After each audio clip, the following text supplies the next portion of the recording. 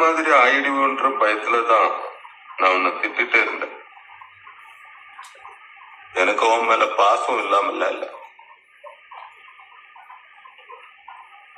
எனக்கு உன்னையும் அம்மாவையும் விட்டா வேற யாரா இருக்கா? நானும் உன் அம்மாவும் உன்னை லவ் பண்ற மாதிரி இந்த உலகத்துல உன்னை யாரும் லவ் பண்ண மாட்டேங்கடா.